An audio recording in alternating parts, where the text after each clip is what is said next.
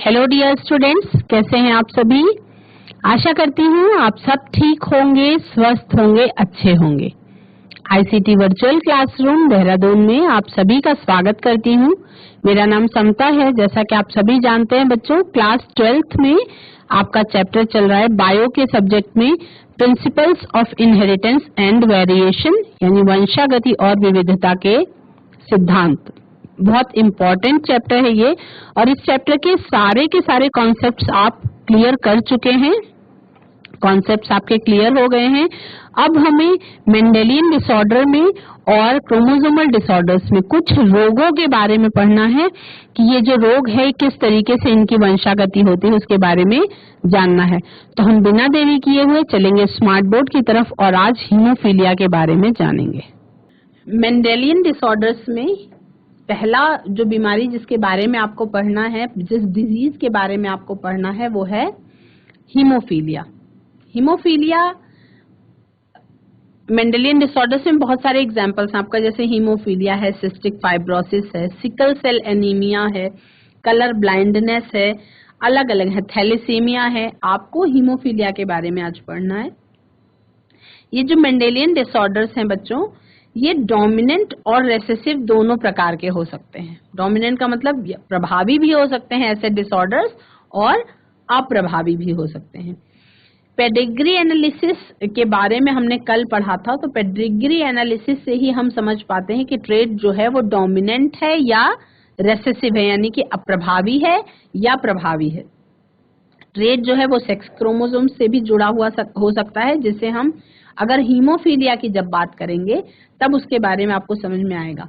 आपको ये पता चल चुका है अभी तक के कॉन्सेप्ट में कि एक्स सेक्स लिंक्ड जो रेसेसिव ट्रेट होता है वो कैरियर फीमेल से मेल प्रोजेनी को प्राप्त होता है। तो हम हीमोफीलिया के बारे में बात कर रहे हैं। हीमोफीलिया एक ऐसा रोग है जहां पे क्या होता है, इसमें जब ब्लीडिंग होने लगती है, मान लीजिए ऐसे हीमोफीलिया के रोगी का कोई लक्षण नहीं होता, उसमें बस ब्लड क्लॉटिंग नहीं हो पाती है। मतलब जैसे मान लीजिए कहीं चोट लग जाए तो जब ब्लीडिंग स्टार्ट हो जाती है तो ब्लीडिंग होती रहेगी, कंटिन्यूअस ब्लीडिंग हो जाएगी, बहुत ज्यादा ब्लड लॉस होगा, इतना ज्यादा कि मतलब खून बचेगा ही नहीं, क्लॉटिंग नहीं होती है तो ब्लड लॉस होता ही होता रहता है इस तरीके से। तो आपका जो हीमोफीलिया है इसके बारे में, ये एक सेक्स लिंक्ड रेसेसिव डिजीज है। रेसेसिव डिजीज का मतलब क्या है, आपके एक्स क्रोमोसोम पर अटैच होता है इसका ट्रेट, और ये अप्रभावी लक्षण है। अप्रभावी रोग है मतलब हर जगह पे नहीं शो कर पाएगा अपने आप को। The defective individual continuously bleed to a simple cut. यदि किसी व्यक्ति को ये बीमारी है, इस बीमारी में यदि किसी व्यक्ति को ये बीमारी है तो क्या होता है, ब्लीडिंग, मान लीजिए चोट लगने पर अगर खून बहने लगता है तो खून जो है सिंपल कट पे भी बहुत खून बहता है, क्योंकि ब्लड क्लॉटिंग उसमें नहीं हो पाती है। इस बीमारी को वाइडली स्टडी किया जा चुका है, और इसमें ब्लड क्लॉटिंग में इन्वॉल्व होने वाली क्या चीज होती है, ब्लड क्लॉटिंग नहीं हो पाती, मतलब एक सिंगल प्रोटीन जिसके कारण ब्लड क्लॉट होता है वो इसमें नहीं हो पाती है, उसी प्रोटीन पर अफेक्ट होता है इस बीमारी का। तो हीमोफीलिया हेडिंग डालेंगे, पहला पॉइंट लिखेंगे, it is a sex linked recessive disease. ये सेक्स लिंक्ड रेसेसिव डिजीज है haemophilia. The defective individual continuously bleed to a simple cut. इसमें अनअफेक्टेड कैरियर फीमेल से मेल प्रोजेनी को ये रोग प्राप्त होता है, और इस बीमारी को स्टडी किया जा चुका है। इसमें ब्लड क्लॉटिंग में इन्वॉल्व होने वाली एक सिंगल प्रोटीन जो है वो प्रभावित होती है। The gene for haemophilia is located on x chromosome. Haemophilia के लिए जो जीन होता है वो एक्स क्रोमोसोम पर प्रेजेंट होता है। इसमें सिंपल कट से ही नॉन स्टॉप ब्लीडिंग होती रहती है, और हेट्रोजाइगस फीमेल जिसे हम कैरियर कहते हैं, हेट्रोजाइगस फीमेल, एक्स क्रोमोसोम पर इसका जो जीन है वो मौजूद है। तो हेट्रोजाइगस फीमेल में जहां पे कैरियर पे ये जीन्स है, उससे ये बीमारी मेल प्रोजेनी में यानी पुरुष में जा सकती है। हीमोफीलिया के रोगी जो है वो सामान्य तौर पर पुरुष होते हैं, लेकिन कैरियर महिलाएं होती हैं, है ना। हीमोफीलिया रोग के लिए जो डिजीज्ड, जो अफेक्टेड हैं वो मेल हैं, लेकिन ये बीमारी होती किसके कारण है, कैरियर इसकी फीमेल होती है ना। यानी कि एक हीमोफिलिक कैरियर माँ से एक हीमोफीलिया वाला डिजीज वाला बेटा जन्म ले सकता है, इस तरीके की संभावना बन सकती है। लेकिन महिलाओं को हीमोफीलिया जो है वो नहीं होता। मतलब इस बीमारी के बारे में क्या है कि महिलाएं केवल कैरियर हो सकती हैं, महिलाओं को ये रोग नहीं हो सकता है ना। क्योंकि हीमोफिलिक फीमेल होने के लिए जो पेरेंटल कॉम्बिनेशन है वो ऐसा हो कि माँ हीमोफीलिक कैरियर हो और पिता हीमोफीलिया का मरीज हो, तभी जो बेटी होगी वो हीमोफीलिया रोग से ग्रस्त हो सकती है। तो ऐसी संभावना बहुत कम होती है, और चूंकि इस तरीके की संभावना मतलब ऐसा होना पॉसिबल 99% तक पॉसिबल नहीं है, क्योंकि जिसको भी हीमोफीलिया होगा वो बहुत लंबे समय तक जीवित नहीं रह सकता, किसी न किसी कारणवश ब्लीडिंग हो सकती है और उसके बाद फिर कंट्रोल वो होगी नहीं। तो इसलिए जो है महिलाओं में हीमोफीलिया का रोग जो है वो रेयरली होता है, पर महिलाएं सामान्य तौर पे हीमोफीलिया की कैरियर देखी गई है ना। इसमें क्या होता है, in this disease a single protein that involved in the clotting of blood is affected. The disease transmitted from unaffected carrier female. Carrier female का मतलब ये इस हीमोफीलिया रोग की वाहक है, लेकिन उस रोग से ग्रसित नहीं है। रोग का वाहक होने में और रोग से ग्रसित होने में अंतर होता है। रोगग्रस्त ना हो कोई महिला, लेकिन वो रोग की वाहक हो सकती है। मतलब उसको खुद वो रोग नहीं अफेक्ट कर रहा है, लेकिन वो उसके जब बच्चे होंगे तो उनमें वो रोग ट्रांसफर कर सकती है। वाहक का मतलब ये होता है the disease transmitted from an unaffected carrier female to some of the male progeny. यानी कि अगर कोई महिला हीमोफीलिया रोग की वाहक है तो उसका जो बेटा होगा उसके हीमोफीलिया रोग से ग्रस्त होने की बहुत ज्यादा संभावना होती है। और इसमें एक केस है, हो सकता है एग्जाम में ही पूछ लिया जाए, कुछ पता नहीं होता कि कब मल्टीपल चॉइस क्वेश्चन में क्या पूछा जाएगा। जो ब्रिटेन है, ब्रिटेन में क्वीन विक्टोरिया जो थी वो इस बीमारी की कैरियर थी। मतलब ये केस आपको क्यों बताया जा रहा है कि ये स्पेसिफिक ये केस इसलिए बताया जा रहा है कि जब ब्रिटिश राजशाही परिवार की पेडिग्री एनालिसिस की गई थी तो उसमें बहुत सारे हीमोफिलिक डिसेंडेंट्स दिखाई पड़े थे। क्वीन विक्टोरिया जो थी वो इस बीमारी की कैरियर थी, क्योंकि बहुत बड़ा राज परिवार रहा है, इसलिए उनका केस जो है वो शेयर किया गया कि क्वीन विक्टोरिया जो है वो हीमोफीलिया की कैरियर थी। तो हीमोफीलिया का रोग जो उसका इंट्रोडक्शन क्या होता है वो आई थिंक सभी बच्चों को समझ में आ गया होगा। हीमोफीलिया एक सेक्स लिंक्ड रेसेसिव डिजीज है, और इसमें जो डिफेक्टिव इंडिविजुअल है कंटिन्यूअसली उसमें मान लीजिए अगर ब्लीडिंग होने लग जाए, सिंपल कट से भी ज्यादा ब्लीडिंग होती है, और ब्लड क्लॉट होने वाला जो प्रोटीन है वो इसमें अफेक्टेड होता है। इस तरीके का डिजीज जो है वो महिला वाहक के द्वारा ट्रांसफर की जाती है। सामान्य तौर पर पुरुषों को यह बीमारी होती है। महिला के बीमार होने के लिए स्पेशल केस ये है कि यदि पिता हीमोफीलिया से ग्रसित हो और माँ हीमोफीलिया की वाहक हो, तभी ये संभावना बन सकती है कि महिला जो बेटी हो वो हीमोफीलिया से ग्रसित हो। तो ऐसी संभावना, ऐसा कॉम्बिनेशन बहुत कम होता है, नहीं होता। तो इसलिए महिलाओं में हीमोफीलिया वो रेयर है, एकदम रेयर केस में होता है, पर पुरुषों में हीमोफीलिया देखा गया है कई बार। अब इसमें आप देख रहे हैं ये जो हीमोफीलिया वाला टॉपिक है बच्चों, इसमें ज्यादातर क्या होता है कि क्वेश्चंस आते हैं कि यदि ऐसा केस हो तो क्या संभावना होगी, यदि ऐसा केस हो तो क्या संभावना होगी। तो इसको डायग्राम को आप बना सकते हैं। इसमें आप देख रहे हैं कि यहाँ पे ऊपर देख रहे हैं फादर अनअफेक्टेड बाय हीमोफीलिया, मतलब अगर पॉसिबल आउटकम्स प्रेगनेंसी का पूछा जा रहा है इसमें कि मान लीजिए एक पिता है जो सामान्य पुरुष है जिसके अंदर हीमोफीलिया का रोग नहीं है, लेकिन महिला जो है वो कैरियर है, यानी mother carrier of haemophilia, haemophilia की वो वाहक है, पर वो उस रोग से ग्रसित नहीं है। ठीक है, तो ऐसी स्थिति में क्या संभावनाएं बनेंगी कि अगर बच्चे होंगे तो किस तरीके के हो सकते हैं, है ना। अब इसमें भी आप क्या यूज कर सकते हैं, आप तुरंत आप पुनेट स्क्वायर बना सकते हैं और पुनेट स्क्वायर से आप इसका जीनोटाइप एग्जैक्टली आप नोट कर सकते हैं, बना सकते हैं।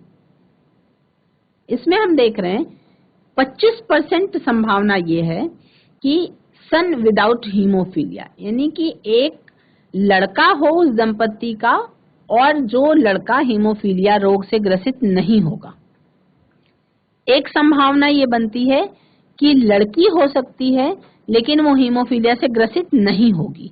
एक संभावना ऐसी भी बनती है कि जहां पे रोग ने अपना लक्षण दिखाया, लेकिन यदि लड़की हुई तो डॉटर कैरियर हो जाएगी हीमोफीलिया की, क्योंकि पिता जो है वो अनअफेक्टेड है, तो डॉटर यहाँ पे हीमोफीलिया से ग्रस्त नहीं हो सकती है, क्योंकि ये क्या है, एक रेसेसिव ट्रेट है।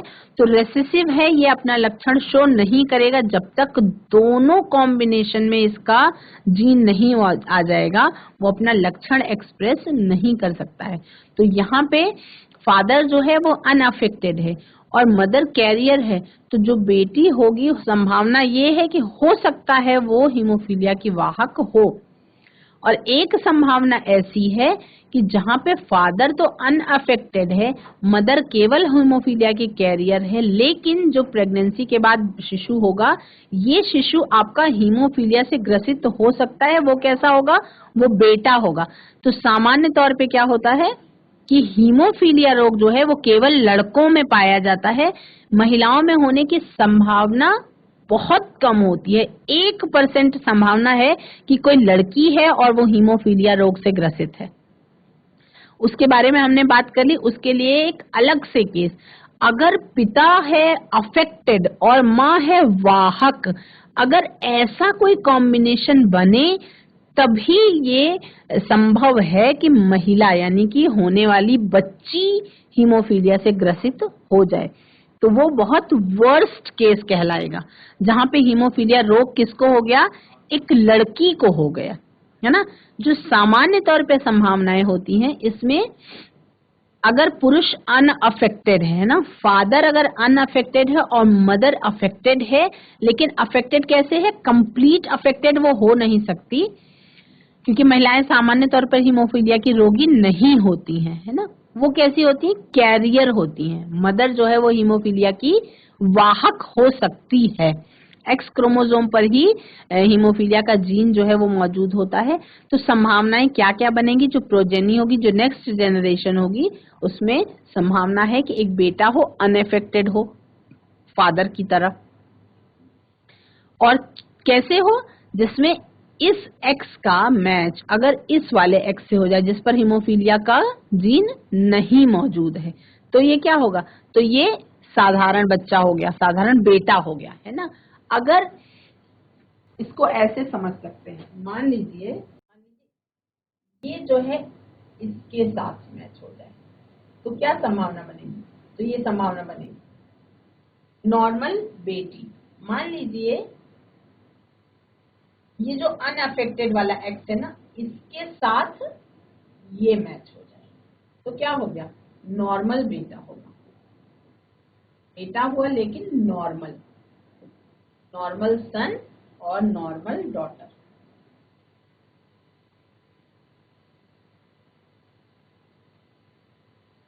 अब यही संभावना देख रहे हैं आप कि यदि एक्स और वाई मैच, यहाँ पे एक्स जो है वाई इसके साथ कॉम्बिनेशन कर दे जिस पर हीमोफीलिया का जीन है, तो यहाँ पे क्या हुआ, यहाँ पे डिजीज सन हुआ।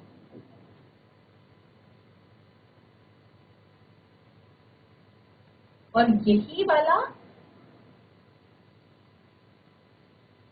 अगर इसका कॉम्बिनेशन इसके साथ हो तो महिला कैसी होगी, हीमोफीलिया की कैरियर होगी। तो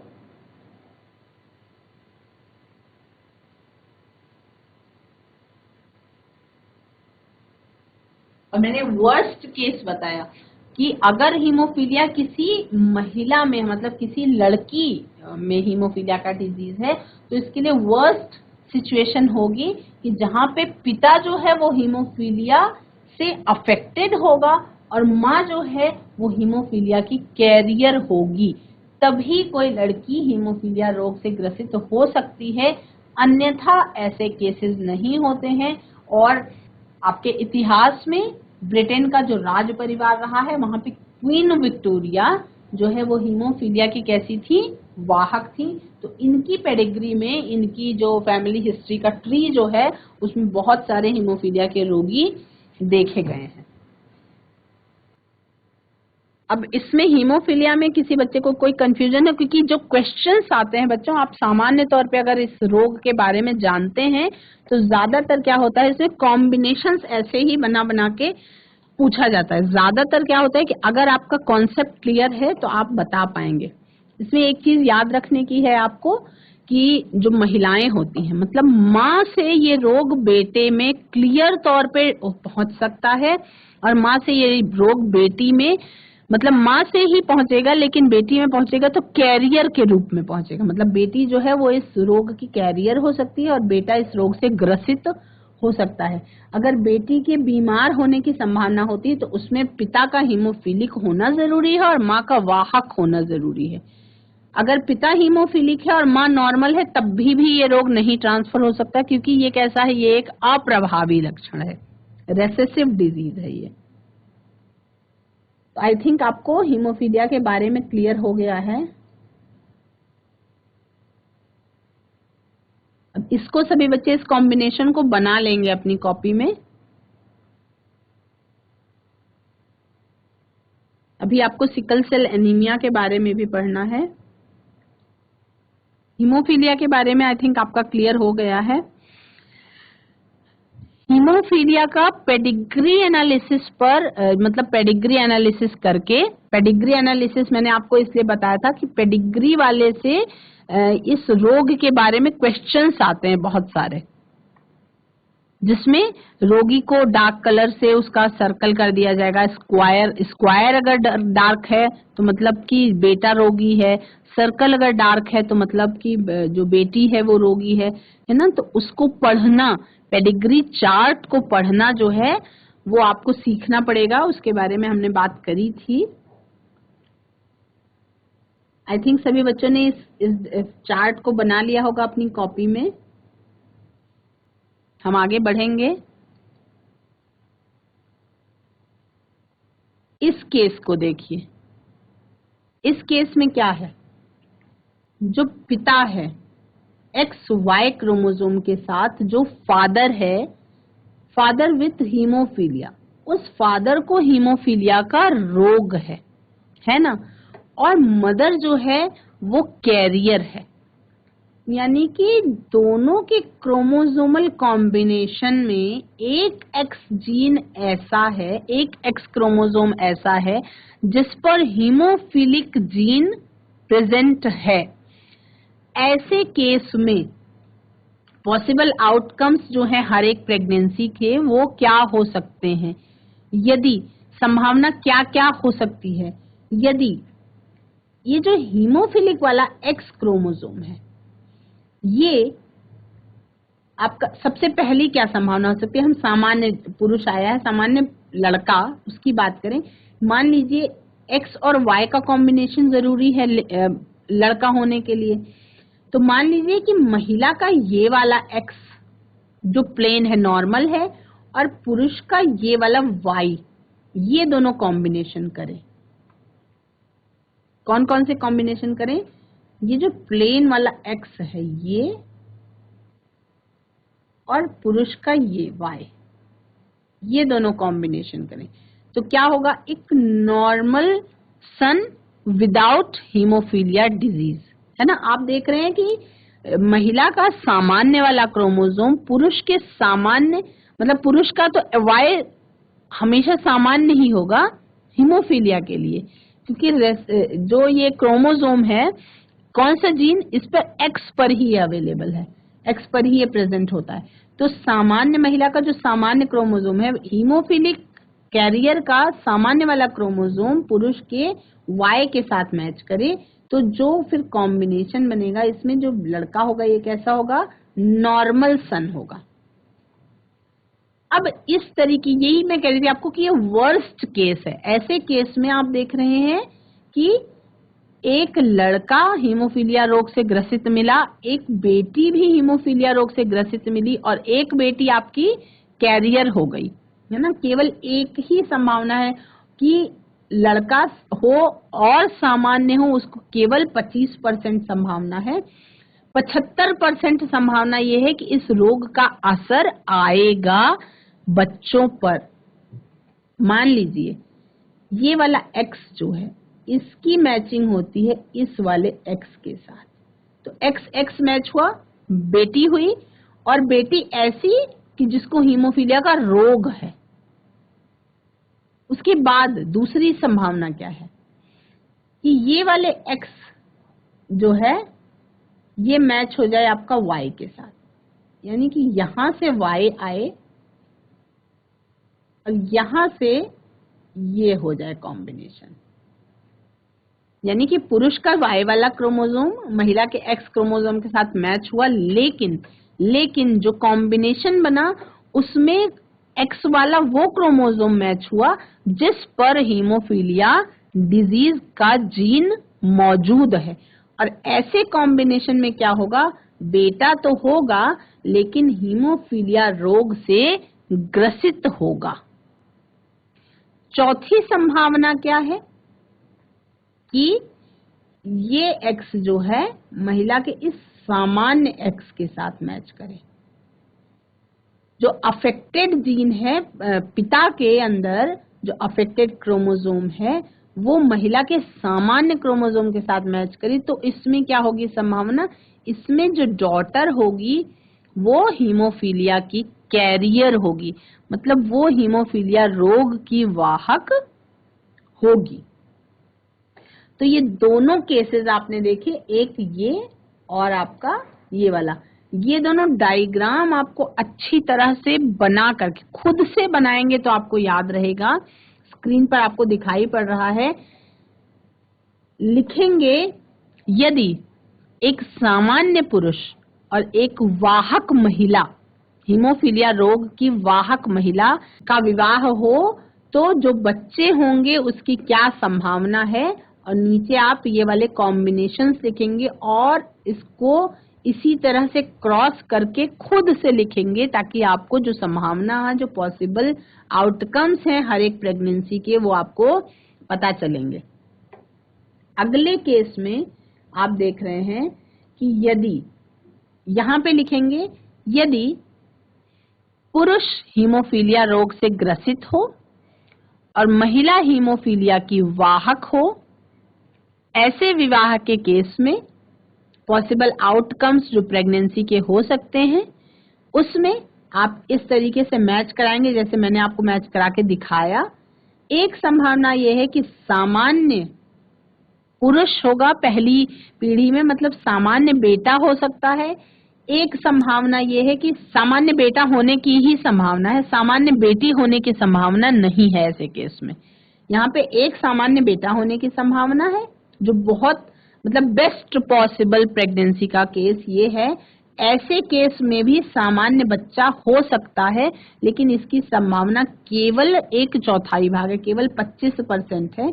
25% संभावना यह है कि एक बेटी हो और वो भी हीमोफीलिया रोग से ग्रसित हो। एक संभावना यह है कि बेटा हो, वो भी हीमोफीलिया रोग से ग्रसित हो, और एक संभावना यह है कि बेटी हो जो वाहक हो। ये कैसा केस हुआ, ये हीमोफीलिया रोग का वर्स्ट एग्जाम्पल कहा जाएगा, जिसमें आपके तीन प्रेगनेंसी का 3 ऐसा चांस है जिसमें अफेक्टेड होने की संभावना है। केवल 25% केवल ये संभावना है कि सामान्य बच्चा होगा। तो ये दोनों में अगर कोई कंफ्यूजन है, क्योंकि इससे बच्चों बहुत क्वेश्चन पूछे जाते हैं, आपके नीट के भी एग्जाम में पूछे जाते हैं, पेडिग्री वाला चार्ट शो करके पूछे जाते हैं। तो इसलिए अगर इसमें कोई कंफ्यूजन है तो आप चैट के माध्यम से या हैंड रेज के माध्यम से पूछ सकते हैं, और इसको सभी बच्चे अपनी कॉपी में नोट करेंगे।